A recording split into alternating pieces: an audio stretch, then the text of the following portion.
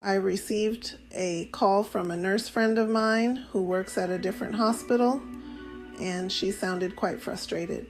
A patient had asked her if she ever lived in a tree back in Africa. I couldn't help but chuckle, as I've encountered similar situations as a nurse. Many of my patients, upon hearing my accent, immediately launch into conversations about animals in the zoo, curious if I hail from Africa. They often ask what brought me to the United States and whether I enjoy living here.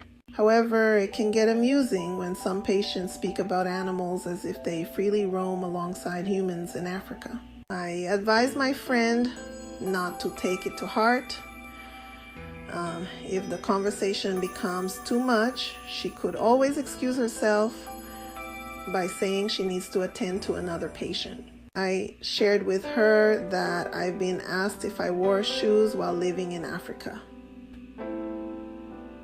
When I first began working in a nursing home, a colleague even inquired if I lived in a tree and whether we wore conventional clothing or just leaves. This kind of ignorance stems from a lack of exposure to different cultures. During these conversations, I often reference Nollywood films to give them a better understanding of my background. Ultimately, if a person chooses to perceive you in a derogatory way, it reflects more on them than on you.